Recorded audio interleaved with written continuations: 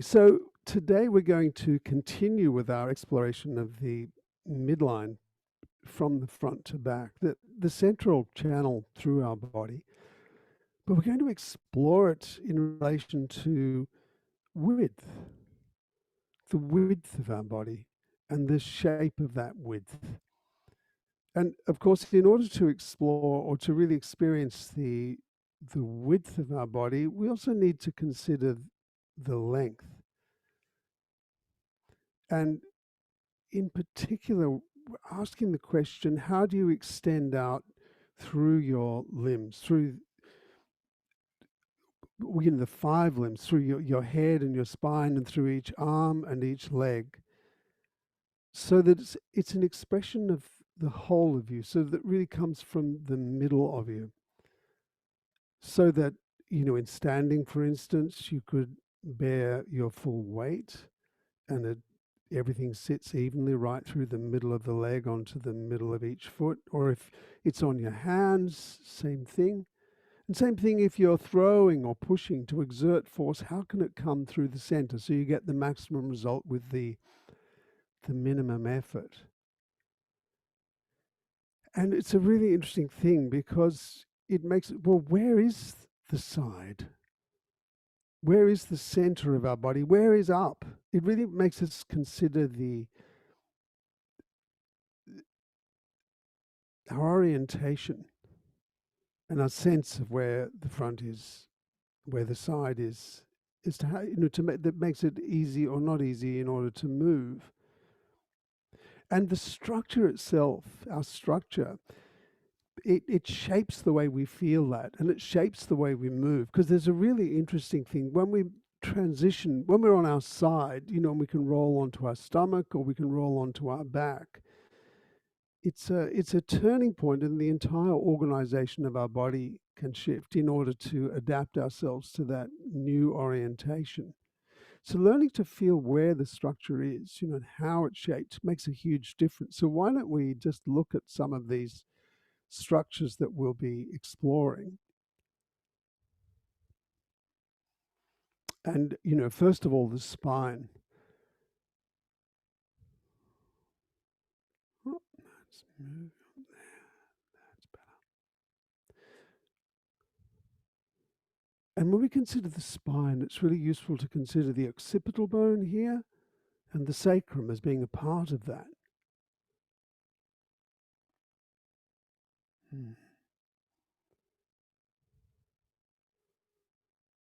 The curves of the spine.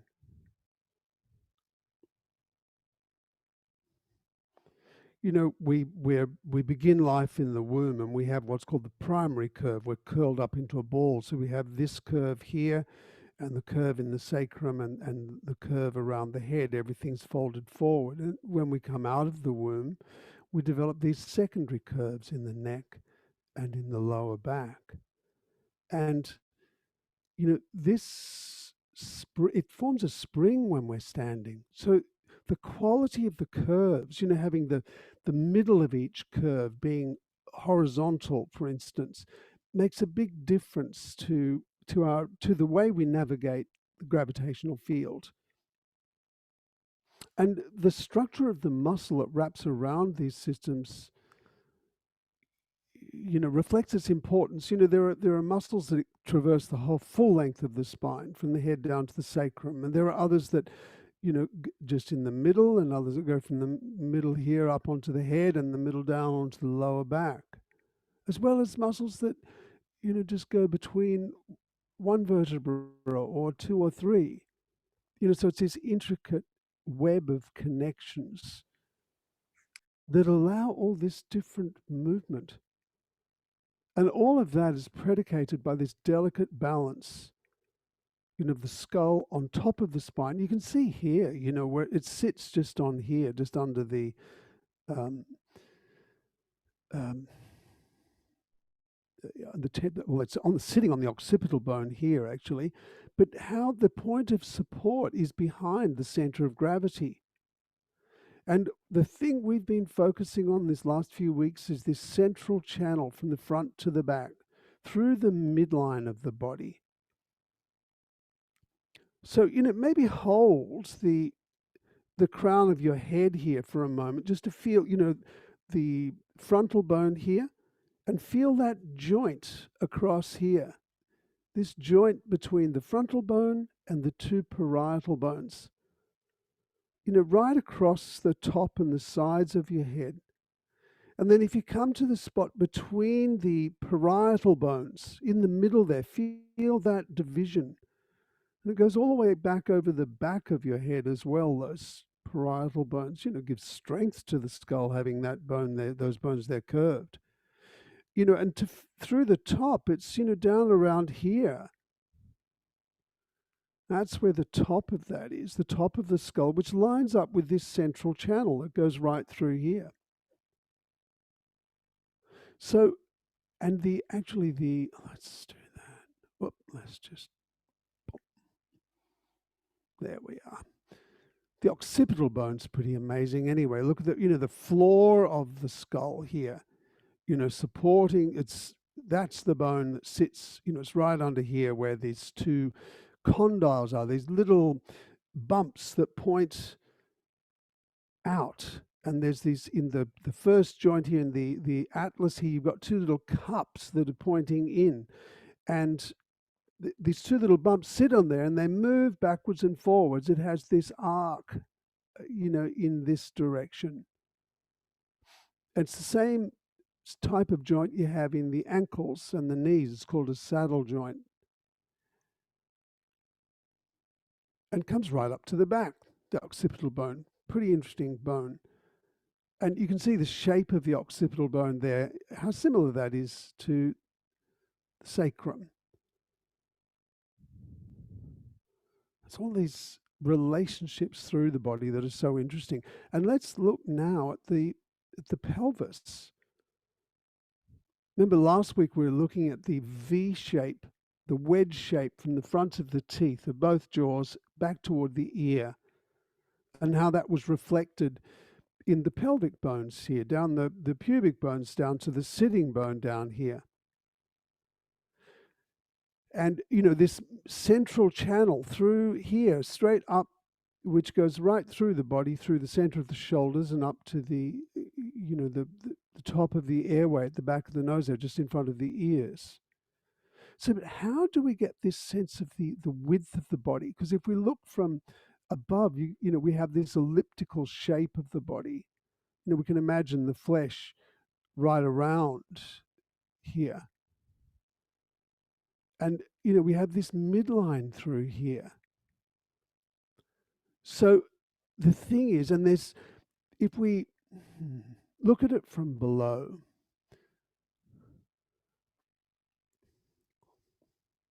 this is like the midline from front to back. And this is the sacrum at the back, and then the pubic bone here. So, and then the hip sockets are here, they're pointing out. So we can imagine a line here. If we draw a line down here, and out to the hips, it sort of goes around the back of the hips. And if we imagine a line from the sacrum through here, through the sitting bones, it's going to come out through the front of the hips or through the middle of the hips there. So, I could draw a line that would go, down here and then across through the sitting bones and out there. And I could do another one that would go like here and around up to the front of the sitting bones and then down here and around that way. And in this way, the hip sockets are enclosed. And it means from the front, you can pull the back, and from the back, you can pull the front, and vice versa. And we look at it from above. Imagine this line out here and this line, across here out through the sides. So we have the experience of the sides of the torso this way, rolling. And if you put your hands on your hips and, feel that it's a convex shape, isn't it? It's pushing out. We, move ourselves sideways and we feel this, this edge here moving that way, this concave shape. But the interesting thing is that, the hip sockets,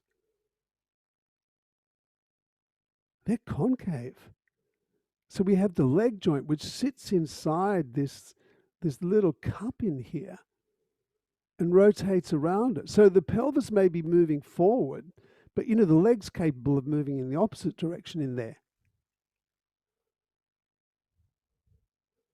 So the thing is, if you think of the shape of the legs as well, the round shape of the legs, it connects, the muscle from the inside of the leg connects up onto this part of the bone here and up along here. And the back of the legs connects onto the sitting bone down here too. But consider the shape of your leg. It sort of, comes down here. It's round, isn't it? But it comes down, it follows this line. Just sort of sense that, the inside of the leg. From the front here and the hip, you can feel there's a ligament along here, and then it comes down here and around to the back, and then goes right around. So that roundness, if you think of the insides of both legs, if you look at my little screen up here in the top, if you can see it, it's this sort of shape around that way. So when we walk, we move forward, the pelvis moves forward, but it's like it's going that way from the inside. And from the outside, it's going like that. But the inside, going in the opposite direction. And the shape of the inside of the leg, how it joins onto the pelvis, is reflective of the shape of the inside of the hip socket. And once again, the leg wraps right around this. It joins on in the front, the back, top, and the bottom here, so that that joint is really enclosed by all the muscle and fascia within the system. And it's exactly the same with the shoulders. But of course, the shoulders are different. Let's move that into the center here. There we are. The shoulders are different in that, the pelvis has 2 points of connection within the skeleton. It joins to itself in the front, and it joins to the sacrum at the back. But the shoulder girdle, it only has 1 point of connection with the skeleton, and that's here at the top of the sternum. And look, it's held on by cartilage. If you hold that top collarbone there, one of your collarbones, right there near the near the top of your breastbone there, the sternum, and move your arm and feel just how much movement there is along this clavicle. It's a lot, isn't it? And that's therefore is a functional purpose for having only one skeletal connection with the shoulder. And that is, we want to be able to reach out to and exert force through our arms with power so that it joins the center of our body. And to be able to do it in different directions, we can move the shoulder girdle around because it sits on top of the ribs and it slides around this way. So you can have the shoulder here and extend your arm out to the side and push and organize your body, your legs and everything in order to be able to exert force. But you can move the shoulder around to here, right around forward to there, which would mean you're pushing in this direction. And once again, or because the muscle wraps right around and the fascia right around the arm and onto the rib cage and pelvis, it means you can have that same degree of power, whichever, different ways of organizing your arms. And how is that expressed? That's the interesting thing. This idea of the center of the arm, being able to reach out through the center of the arm and to have this sense of connection with the interior of the body, with all the power. It's just like the pelvis. Look at this bone here. If we take the collarbone here and we imagine from the front of the chest here around to the side, can you see how it's moving out? It goes out behind the arm here. See, here's the arm there. You see, this is coming around and it's pointing out behind the arm. And the same way, if you look at the shoulder blade now, and we go from the back, the spine, we can go along here, and that is right across this coracoid process across the front of the shoulder. So, we've got this line that goes across the front of the shoulder, around the back, onto the spine, and around here. And we've got this one that comes around the back of the arm and across the front and out that way this time. And it moves so that it can be adjustable. And of course, there's muscle that connects from the shoulder blades, from the up onto the spine down here, and from the interior border here, there's muscle that wraps right around onto the rib cage here. Generally about 4 layers of muscle through the body, and everything connected and held together with fascia, with connective tissue. And, all those layers and all the different directions of muscle through the trunk and through the head, neck, and torso means we have this tremendous flexibility for how we can twist and, bend and still distribute the force for whatever we're doing along the length of the spine, through the length of the body, and in particular from one limb to the opposite limb. So we're going to be looking at some of these shapes, how we actually roll. Because as I mentioned earlier, when we roll over to the side, for instance, we come to a point where the whole organization of the body shifts, because when you roll from the back to the front, your orientation has changed. So probably the position of your head will be different. You'll organize your legs differently. So it's really interesting to actually listen to that moment, to feel that possibility of shifting in each direction and to find stillness. And it's once you have that stillness on each, that's when you're really finding the side. When you can find that stillness, or the precision of being able to move from one direction to another. And of course, with everybody's body, it's different. So let's just quit that program, and we'll look at some exemplars of movement. What an amazing thing to be able to do that, to leap up like that and then hold this pose right at the precise point of the music there. But look at the way his body is organized. It's really interesting. How this leg and foot is turned out. How the other leg, it rotates in a different direction. The length through his torso, head, neck, and torso, nothing is compressed. Everything is long and wide.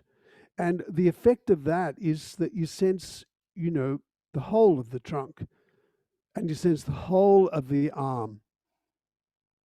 Look at this supporting leg on the back here, how he's, can you get a sense of the middle of that leg, right through the bone?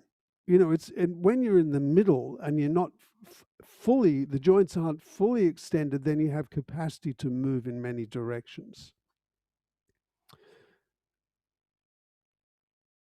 And even when we get ourselves into arcane positions, as this Bangara dance theatre dancer is doing now,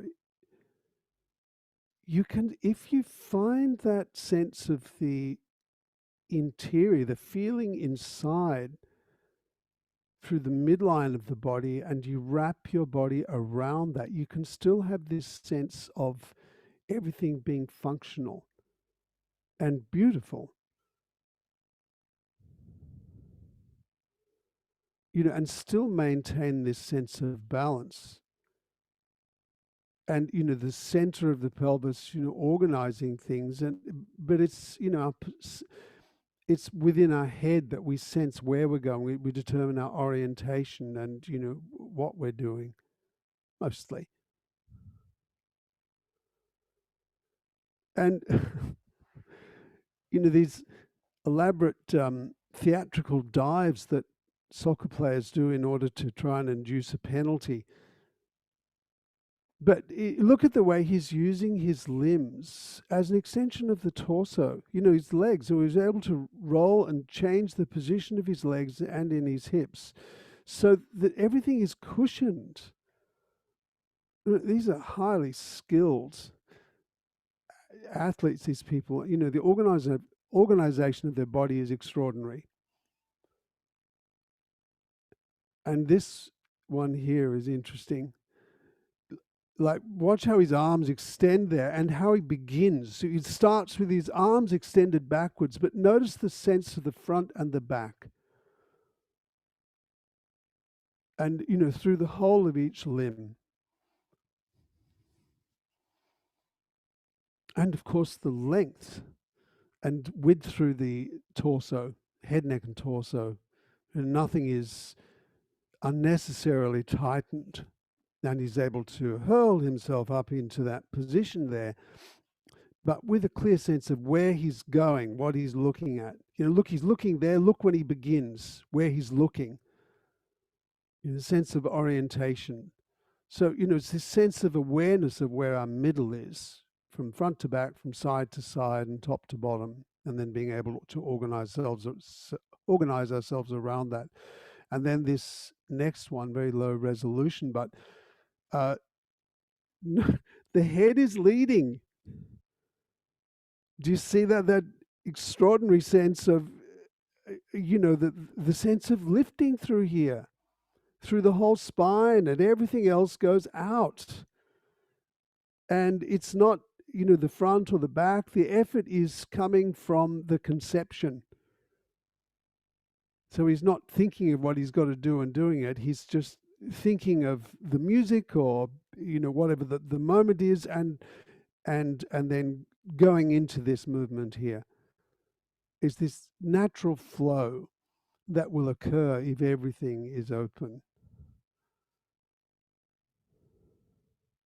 So it's finding this sense of the midline through here and the length. That's what is really interesting. So we'll take this journey to the side today.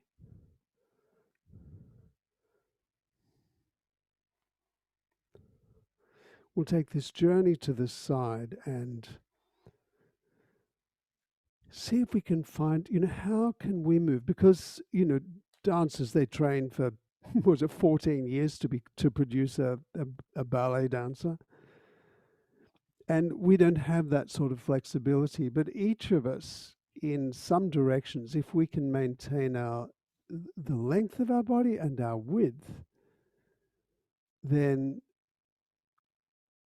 you know, we can find that ease of movement. We can find that transition to one side. And if you can find it in one direction or one place, it's much easier to expand upon than if you force it. Because if you force, you know, stretching something or, you know, trying to um, force anything, what happens is you just feel that joint. You don't get that sense of the whole body being able to move, and then you lose the flexibility. So, you know, once again, with everything we're doing, you're adapting it to your own body, taking your time and trying to find how you can find the connections through your own body, how you can find this image or the experience of the shape of your body, and, you know, and the possibilities in any position you're in. So let's play around with this. Could you lie down on your backs on the floor?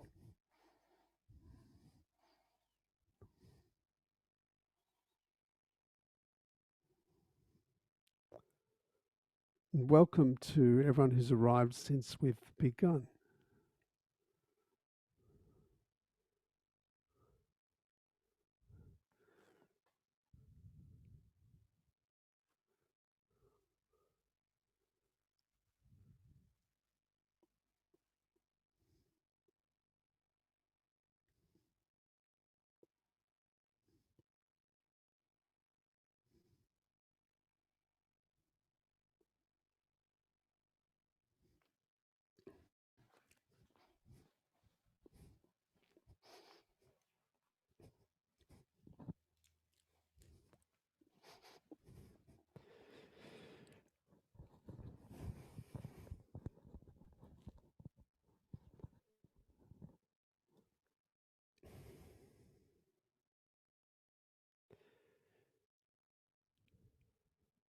So lie here on your backs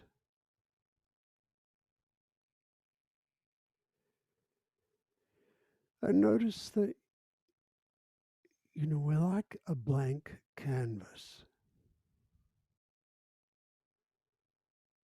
We sense things. Things come and then they go. Now, just the process of lying here is probably quite relieving. So you may find parts of your body begin to relax. So, what is the next part of your body that is going to relax?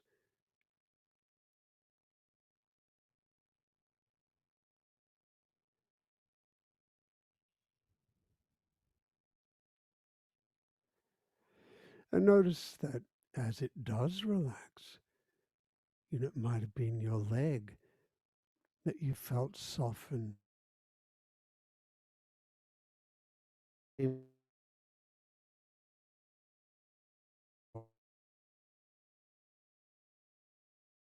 Your attention spreads. We begin to feel our breathing, changes in the quality of the way we move as we breathe.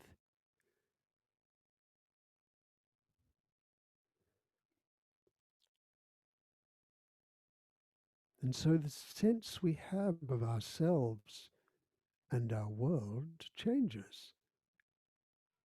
As each new experience of our body comes into existence, there's nothing, and then suddenly we feel something.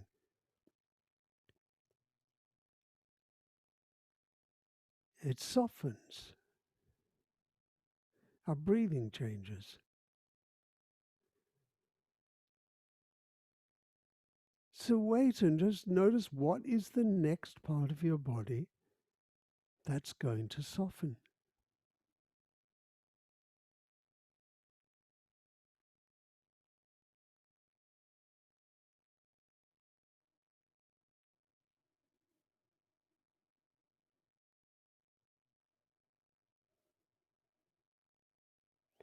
And then the next part, it could be your tongue or your eyes.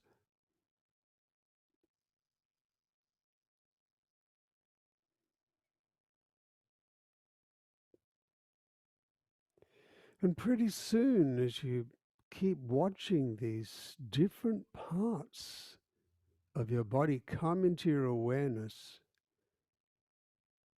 we're following this in the moment or moment by moment stream of sensations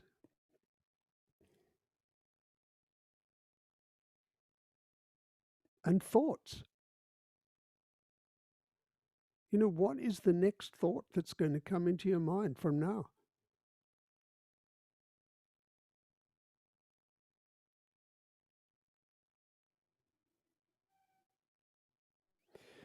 And how will that thought be reflected through some sort of sensation within your body?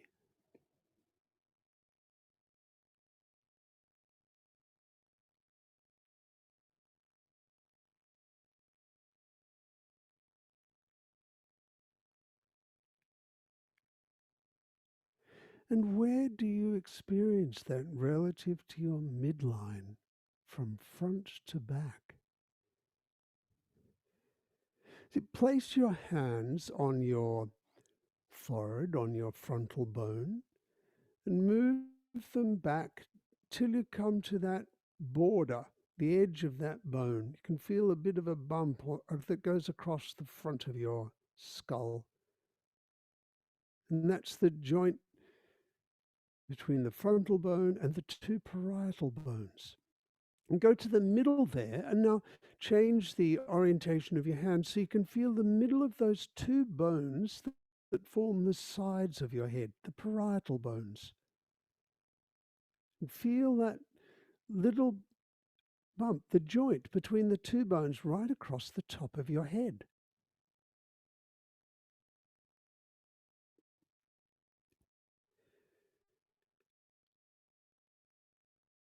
And just behind the frontal bone, that's where the top of the head is. Feel with your fingers there the top of your head.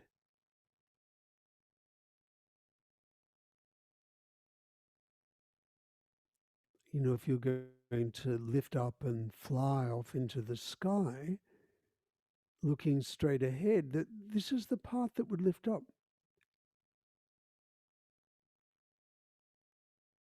And consider down through the skull and down into the throat. And notice that from the top of your head here, it lines up near the ears, or maybe just in front of your ears. And that relates to the back of the airway, the back of the nose.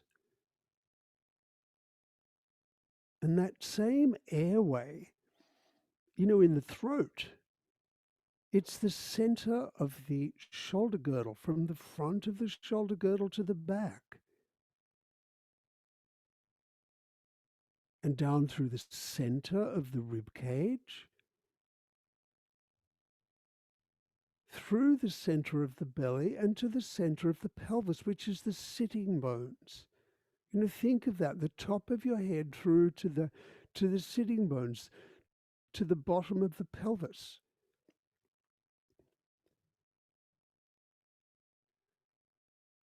Maybe get your hands and place them now on the sitting bones. Hold your sitting bones from behind there. Well, you've got muscle connecting on there in a fairly solid way, so it's hard to feel the absolute bottom when you're lying down. But nevertheless, you can sense from the crown of your head down to the sides here, through the middle.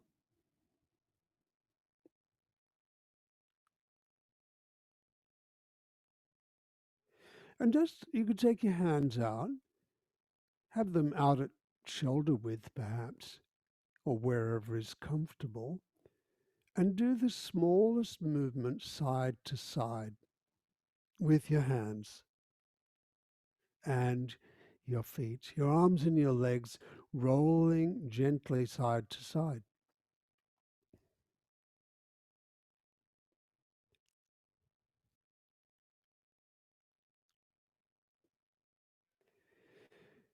So, maybe you can feel the roundness of your legs and the way they connect into your pelvis, from the front of the big wing of the pelvis down to the pubic bone, and then from the pubic bone down to the sitting bone,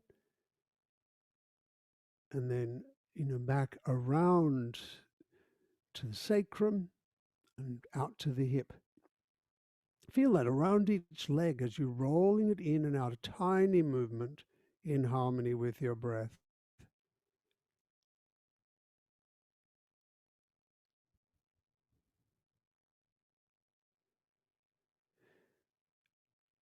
And around your shoulder girdles, around the front and the back.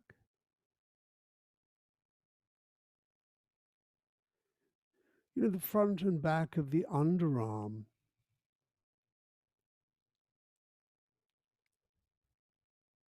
How your shoulder girdle connects onto the rib cage right around each side.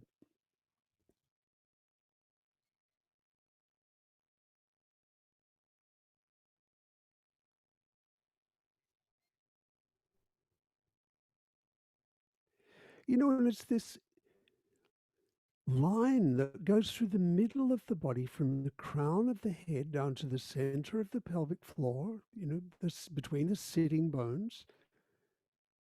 How is that line expressed through the middle of the legs and the arms?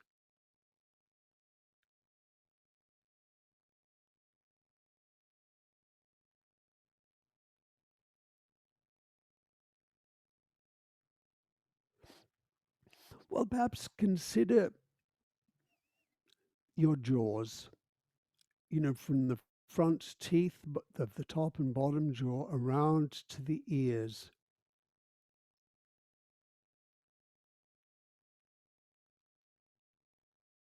So if you take that line from the front of the jaws around to the ears, that's enclosing the airway, because the airway sits in front of the ears.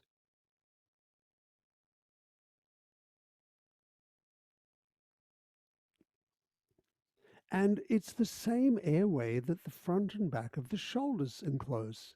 You've got that V shape of both jaws. You have the V shape from the shoulder to the front of the rib cage at the sternum and around the shoulder blade to the spine. So sense the middle of that, and you have that same airway that the jaws are surrounding. So move your jaw side to side, your lower jaw side to side, as you're moving your arms and your legs.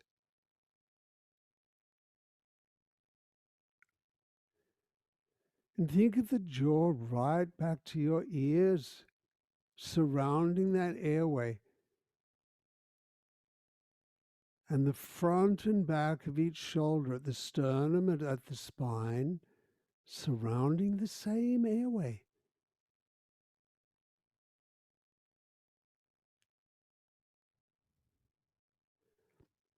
And the V shape from your hip sockets around to the sacrum and then forward to the pubic bone. Surrounding that same central channel.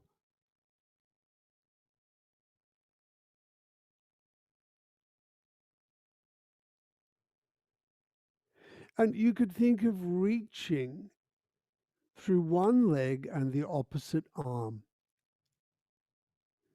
Extend out through one leg and the opposite arm. As you go side to side, you'll probably feel your head and your pelvis begin to roll a little bit too. But as you extend out through one leg and the opposite arm, feel that central channel.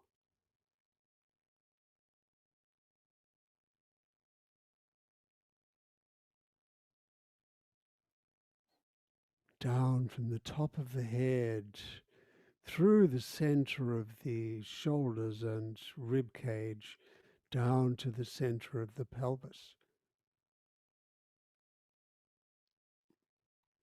And you could allow the movement to be, well, just fractionally bigger. So you'd have the sense that your knees could bend a little bit.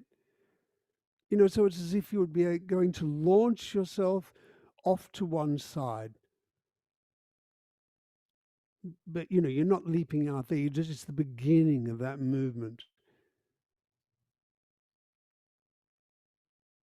You could even push from one side, the leg that's extending away and maybe the shoulder on that side and pushing into the ground so that the other arm can move away.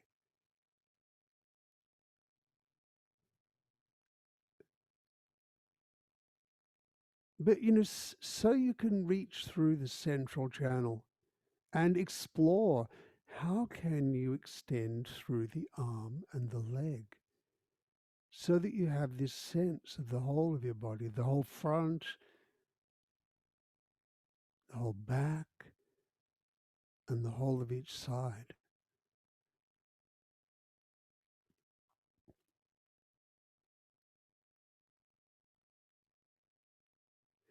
Well, leave it for a moment. Just rest there. And notice what happens as you rest, the different parts of your body that come into being or come into your awareness as they relax and settle.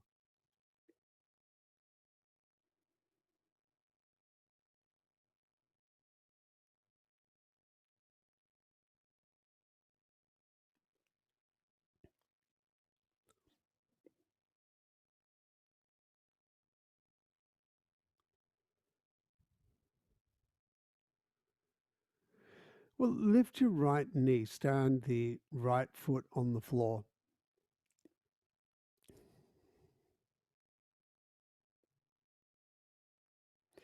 and press down on that right foot so that the right side of your pelvis lifts, and you roll over to the left a little bit with that hip. Organize your foot so that you feel the pressure distributed evenly on the whole of each foot. Because then when you press down on the foot, you'll have this sense of the right knee just being able to extend up, as your hip lifts, and the foot is completely on the floor, then you'll feel the inside and the outside of that leg lift. Through the hip socket, through the center of the leg, through the center of the pelvis.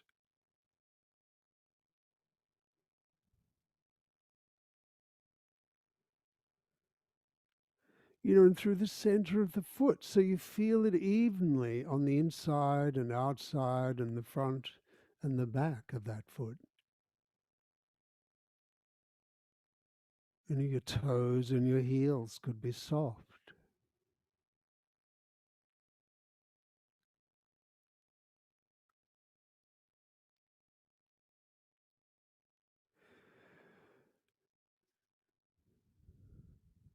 And of course, as that hip is lifting, the other one is rolling. Now notice the shape of that left side of your pelvis as you roll the pelvis over to the side.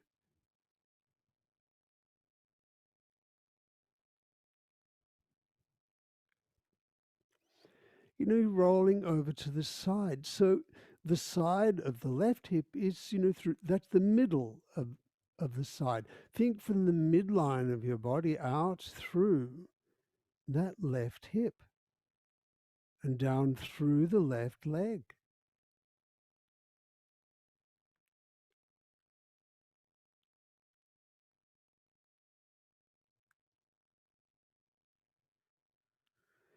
So there's the width of your pelvis between each hip.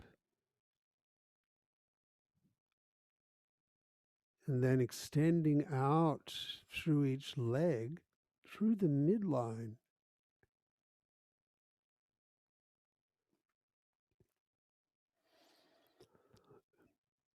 And of course, as that's happening, the torso is turning. So feel, the width of your waist and your rib cage, how it begins to roll. You could even turn your head to the left at the same time you do this. So your head and your pelvis roll to the left and back to the center.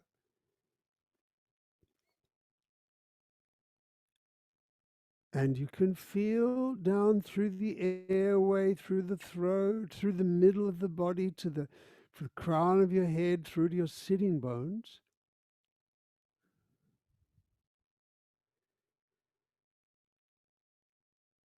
And between each ear and each hip.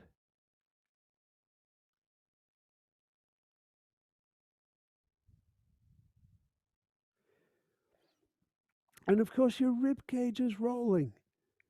You're rolling over that left shoulder. Notice the pathway that your body is following. How you roll out to the left.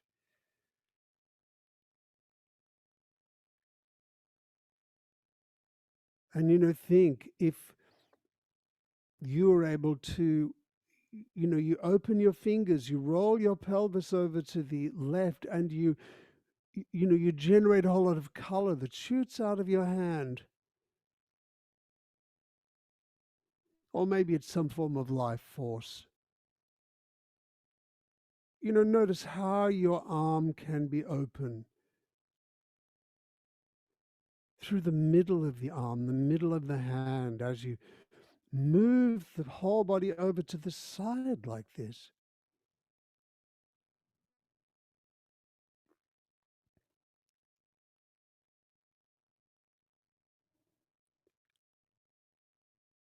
Leave that for a moment. Just let your arms and legs be long and rest there and just notice how that feels.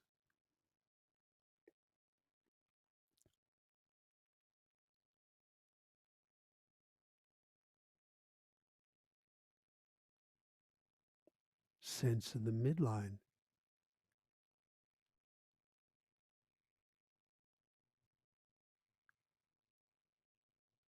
And then resume the same position. Bend your right knee, stand the foot on the floor so you feel the whole foot on the floor evenly.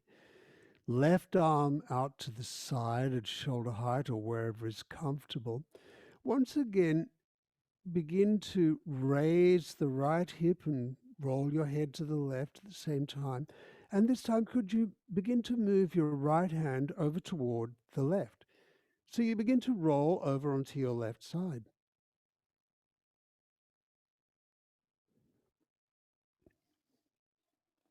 And notice the pathway you take across your torso, the round shape of this quarter circle from your spine over to the side.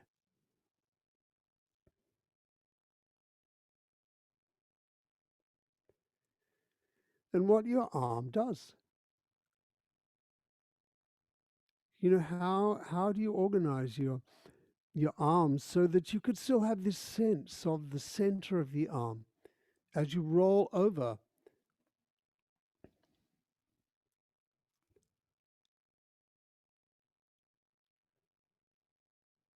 And that's the thing, you know, does it make it easier if you think of the center of the right arm too? You know, so begin, you know, rest there with your arms outstretched at shoulder height or wherever is comfortable. Sense the width of your body from fingertip to fingertip and through the midline. That's your height, fingertip to fingertip. So from your foot to your head is the same length as from fingertip to fingertip here. So could you once again reach, but think of the length between the two arms, the two shoulders, the width there. Reaching over to the left. And now some of you may have noticed already spontaneously that it's easier to roll over to the side if you bend your right arm when you bring it over. The left leg is long and soft, and the right knee is bent, and you're reaching over to the left. And of course, your left leg will lengthen, and maybe you're lifting your head. Because it makes it, if you lengthen your head and the left leg away from each other, in fact, if you think of the left arm reaching away, maybe it's easier to have this sense of the width of your body and the interior. You know, to extend through your left arm and leg. You know, so you sense the width of your body through that central channel. You know, the left and right sides of your head. And it's an interesting thing because you come over to the side and, you know, it comes to a point and, you know, you can't go any further unless you change something. What do you have to change in order to go further? Well, leave that. Let's explore that in a different way. Just rest there for a moment and notice how that feels.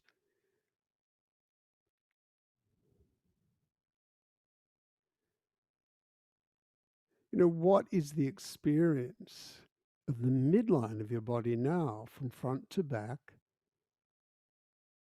and side to side?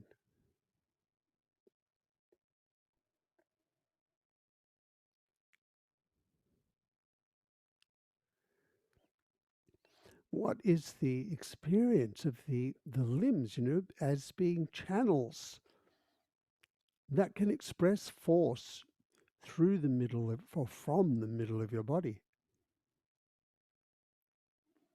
Well, roll over onto your side and come up to stand.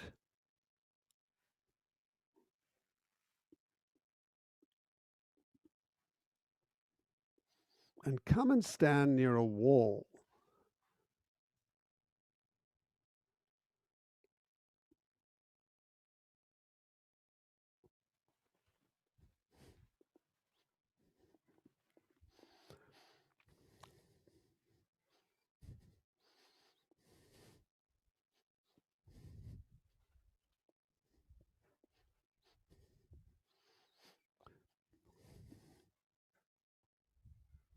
Now, just sense the weight on your feet.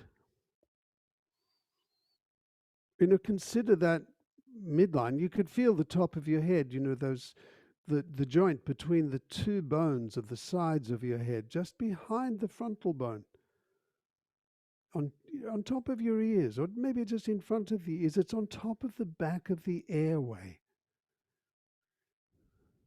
And think from there down through your body, through your neck, through the airway there between the front and back of the shoulders, front and back of the rib cage, and in the middle of the pelvis, between the front and back, between the sitting bones.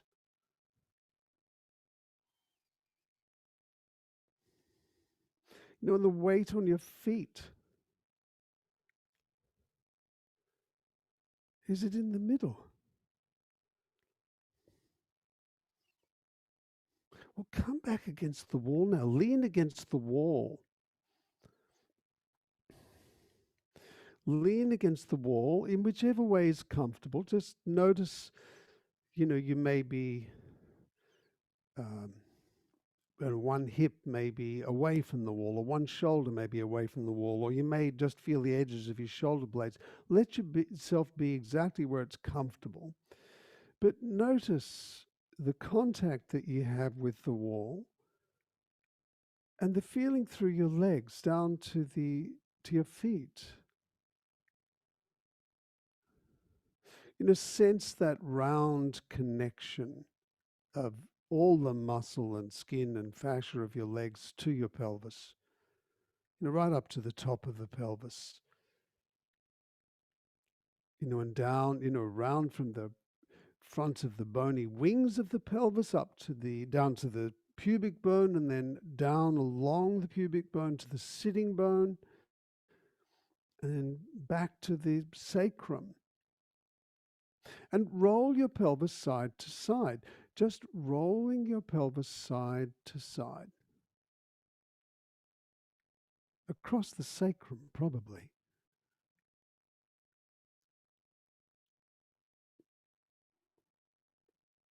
And just get a sense of the shape there of the sacrum. Only go as far as is comfortable. And, one knee is bending, one knee goes forward, and then the other knee goes forward. And if you place your hands on the outside of the hips, you can feel that convex shape, like it's a curve that's pushing out. And the center of that curve is where the hips are. And then you'll feel that the leg bone there at the side.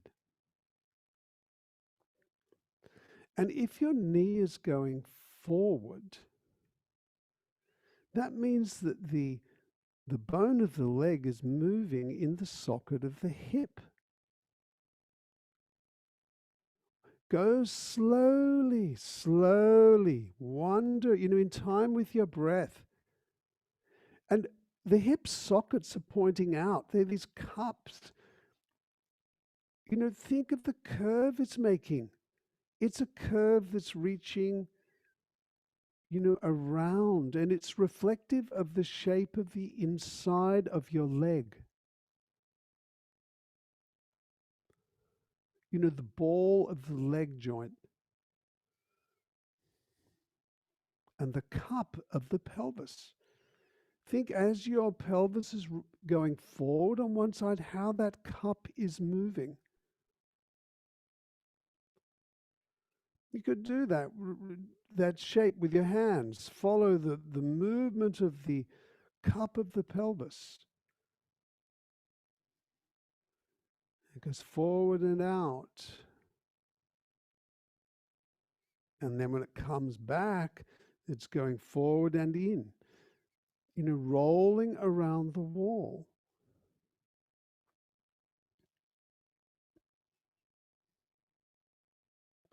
And think that cup, it's right in the middle. It's that central channel that goes up through the center of the rib cage, through the throat, through the airway there, between the ears and up to the top of the head.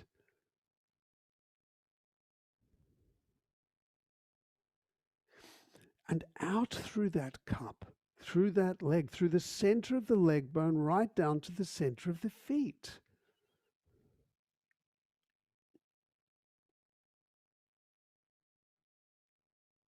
Well, leave that for a moment. Just rest there.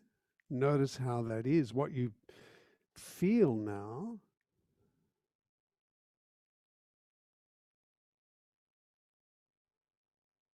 And maybe just push on one leg and push yourself a little bit so you feel yourself sliding within the suit of skin. Your skin is staying against the wall, but you can feel your skeleton sliding inside it. You push on one leg and then sideways across the other. In that way you can feel the muscle. In fact, if you lean your chest away and just push yourself side to side a bit, you can now feel all the buttock muscles, the gluteal muscles.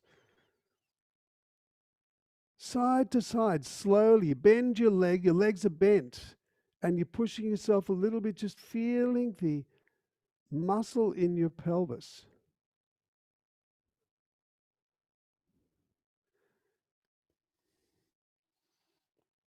The skeleton sliding in the suit of skin there.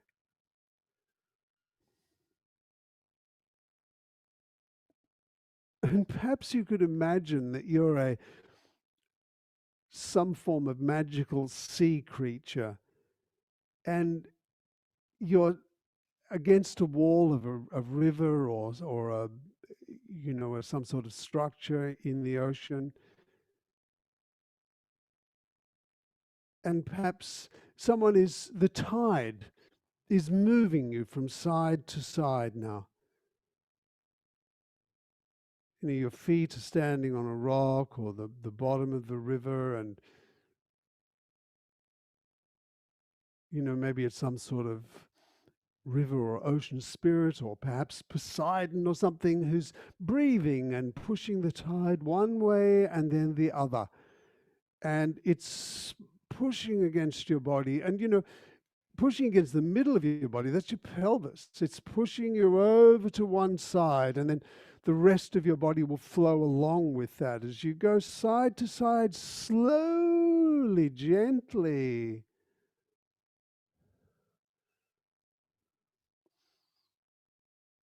Pushing you. And of course, as you feel that water pushing against your pelvis, it's probably pushing, through the rest of your body. The pelvis will move first, it'll roll over to the side, and then maybe you can feel that water pushing up over your back and up over your head, and then over the top of the head as you come back, and the tide changes direction, and then you go over to the other side, and you feel that water being pushing you over. And of course, you're underwater, so everything's buoyant. You could let your arms go with it. Everything's floating.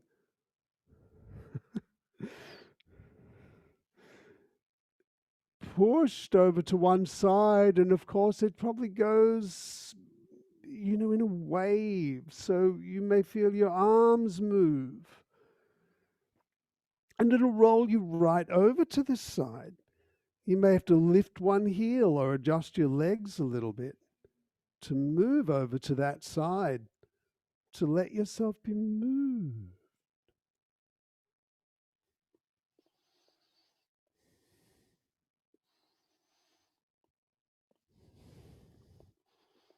And then come back and rest.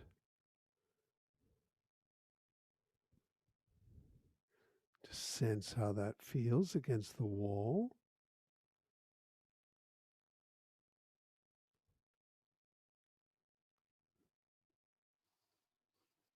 How do you rest then now?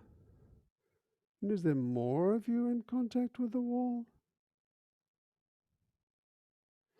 The sides are interesting. The sense of where the side is. Move your head over to the right and you move your right hip up toward the head and then come back to the middle and then move your head over to the left, just a comfortable distance, and you move your left hip up toward your head. So you're moving your spine side to side. You're bending your spine in each direction, and the pelvis and your head come toward each other. And of course, think of that through that central channel, down through the top of the head, through the airway, just in front of the ears, back of the throat and nose, and down through the center of your rib cage, through the middle of the shoulders, middle of your pelvis.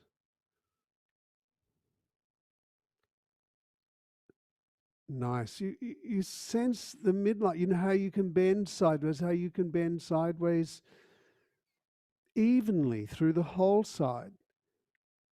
Do it softly so you're not forcing anything, but you're listening for where you can bend. And in fact, could you once again put yourself back in that river and feel the tide pushing you over to one side, perhaps your right side, and keep the left hip off the wall now. Just stay on this right hip. And move your left hip down and up. You're floating in water here. Move your left hip down, then up. And of course, to make that easy, your head will go in the opposite direction. So if your left hip comes up, your head will go over to the left toward it. Your whole spine will bend over that way. And if your left hip drops down, your head will move toward the wall. Find a way of doing this where you can feel the whole of your torso, the width of your torso, and you can move it in a way that really suits you. So find the particular angle that will enable you to do that. Allow your arms to move, allow everything to adjust. Up and down on this side, allow your arms to go with it. So, perhaps make it easier for your shoulders and your rib cage to move. And that's an interesting thing, particularly if you let your right arm, lift as your head goes down toward the left hip. If your left hip is lifting, head's bent over there, have your right arm up toward the ceiling and the left arm down. And as your left hip drops and the head moves toward the wall, reverse your arms. Have your right arm go down, your left arm go up. Because that's the way the rib cage is moving. And if you can allow, or think of the center of the rib cage, the center of that channel, and out through the arms, it'll be a really effortless movement. And that is really interesting, because when you come up to that point where you're right on the side, and maybe you can feel actually the left hip bone that you're rolling over now, with your left arm up, it now becomes possible to roll over onto the stomach.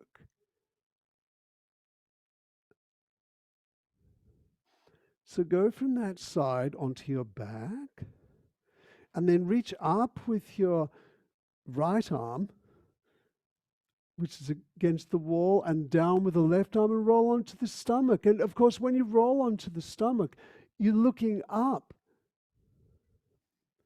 So you roll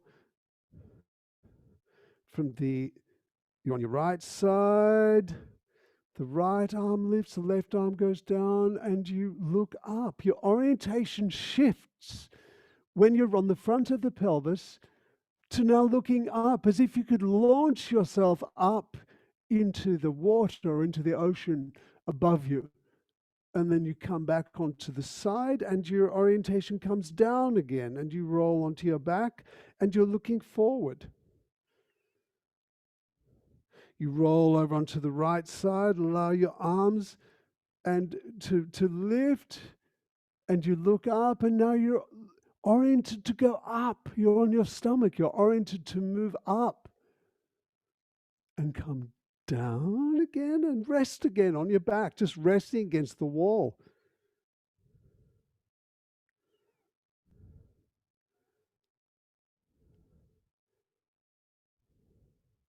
Come away from the wall, just stand there.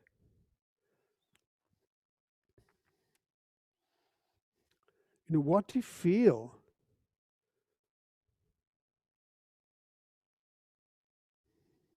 Come down onto the floor again. Let's just explore the shoulder girdle a little more.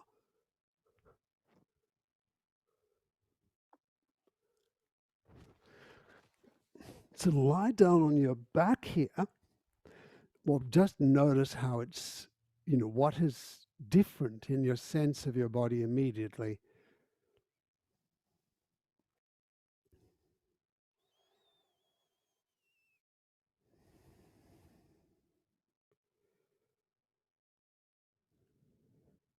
And as you lie here and rest, what sensations begin to arise?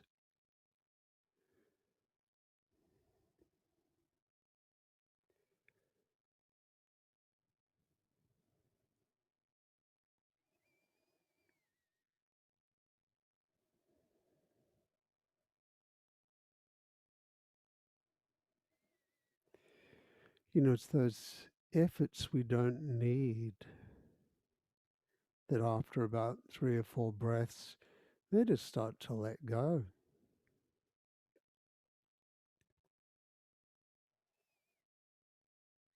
Now, once again, lift your right knee, stand the right foot on the floor.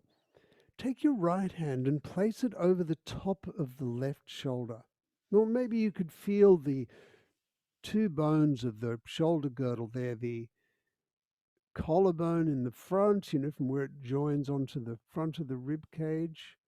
See if you can feel it comes out to the side and it joins onto the shoulder blade, which is this complicated shape. Then feel the shoulder blade, the spine across the top and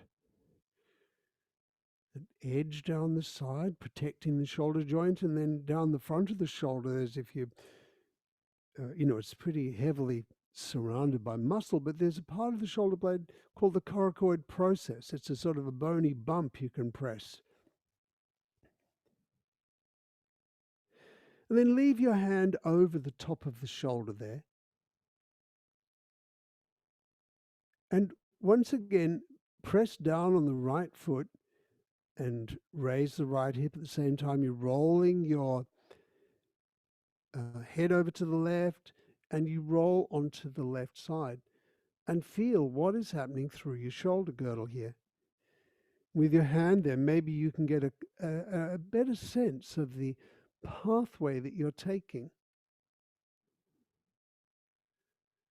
You can lift your head so you have this sense of lengthening through the left arm, lengthening through the left leg. And, in this position with your arm out to the side, we come to a certain point and, well, we could keep going. If you keep going, if you roll onto your stomach, you have to fold your arm some way. You have to, maybe your palm will turn down. You're still holding onto your left shoulder with the right hand, rolling onto the stomach, and then onto your back again. And feel how your arm turns. We roll onto the side, the hand starts to roll over to palm down, and by the time you're on your stomach, you have both elbows on the ground, your head is in the air.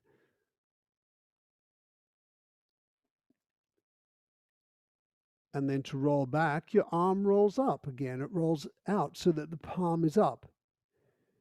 But it's a particular trajectory that your arm will take, so that you can still have this sense of the arm being functional, of it being connected to the whole of your body. Explore that. What's, how the bones in your forearm and your hand can turn.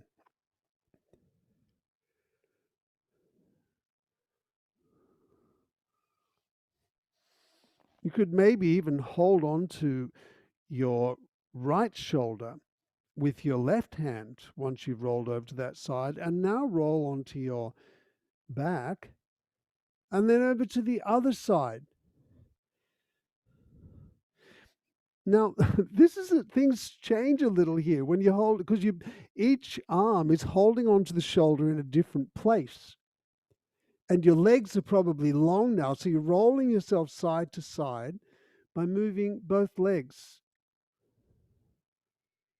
Now notice this. You roll side to side from your back to your stomach. And think of lengthening through your head, each side of your head, the whole length of your head, and through this central channel, down through the middle of the spine and out through the middle of each leg. You move one leg over, and that just the weight of it will roll you. But it's thinking through the midline. And when you come onto your stomach, your orientation has changed. Just stay on your stomach for a moment. You have your elbows under you, sitting on your elbows or lying on your elbows here, and you're probably looking forward. So your orientation, it's looking forward now. Whereas when you're on your back, roll onto your back, forward is a different place. Your head is level, you're looking at the ceiling. Whereas when you roll over onto your stomach again, your back is arched and you're looking forwards. If you're going to be flying through space, you want to see where you're going, this is what you do. If you reach your arms forward now and roll over to the side and onto your back, you'll probably be looking at the ceiling. And then you roll over onto your stomach again, reaching through each arm and leg through the center, and your head comes up. Now, that moment when you change from the back to lying on the front, the organization shifts. When you're on your side, you're looking forward again as if you were standing up. When you move over to the stomach, your back begins to arch, and you're looking forward, as if you're flying. Feel that moment. Go from the side to the back and the side to the front, and feel that transition and what happens through the whole body. How the orientation of your head changes.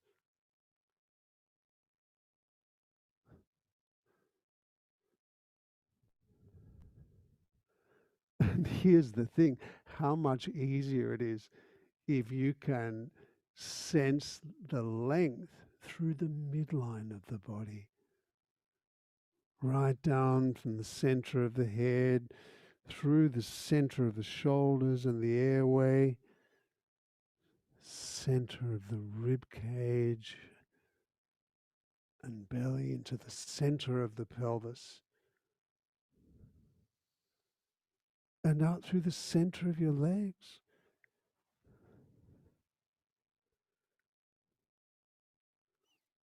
And then leave that.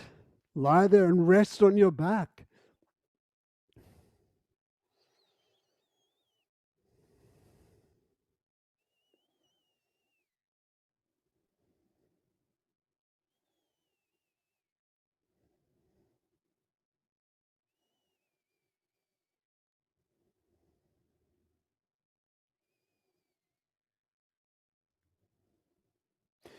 Finding or getting organized for new orientation or new way of moving, it's a bit like traveling. You come back to your home and your perspectives have been broadened and widened. You have more possibilities.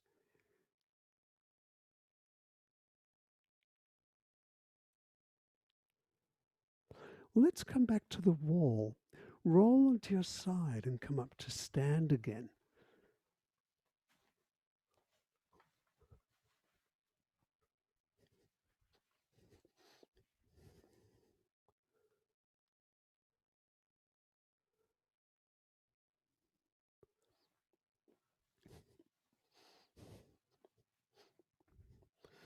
So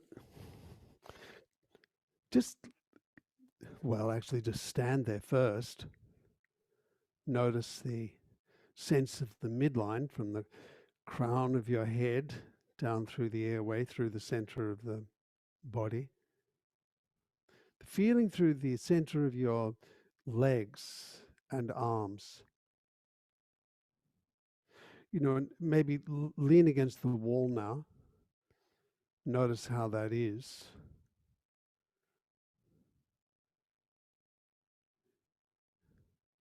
If you think of the midline, and maybe if you extend your arms out to the side,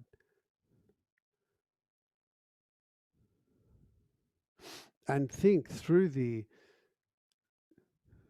center of the head, down through the airway, through the center of the shoulders, between the front and back of the shoulders, out through the center of the underarms. And reach from side to side with your arms here.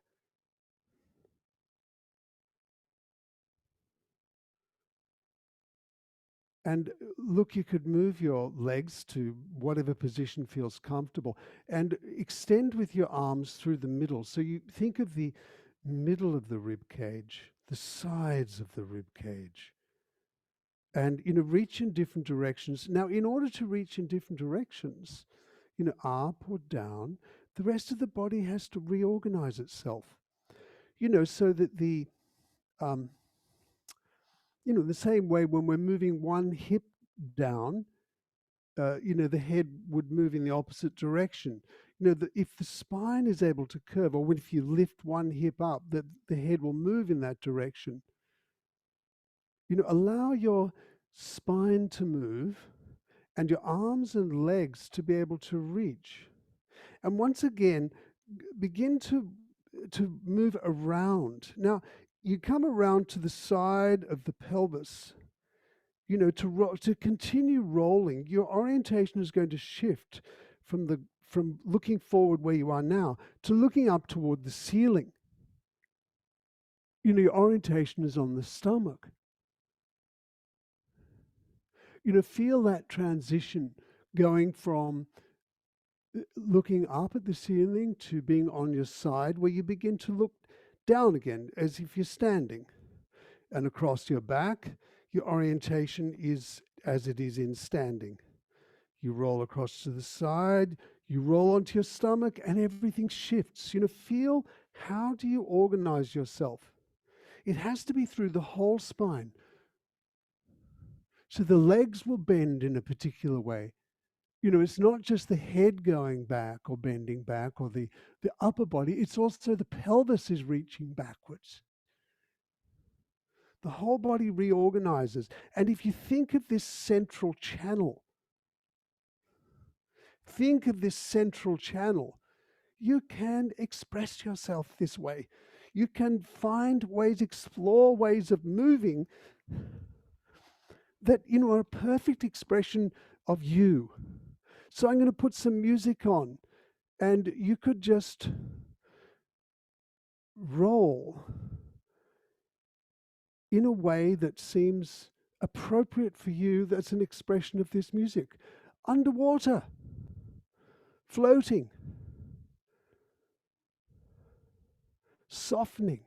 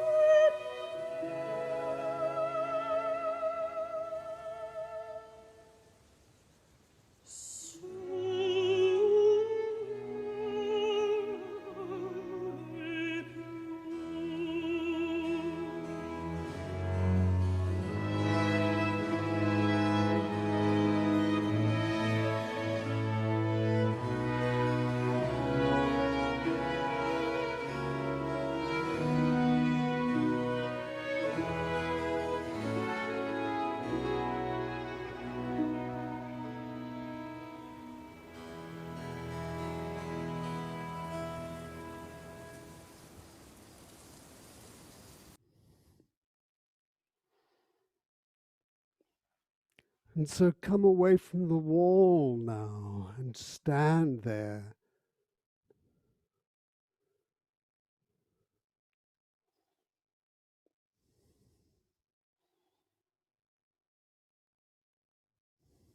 Sense your midline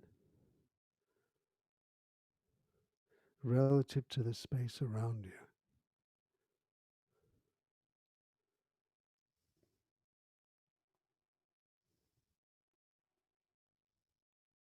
And when you're ready, walk and notice how it is.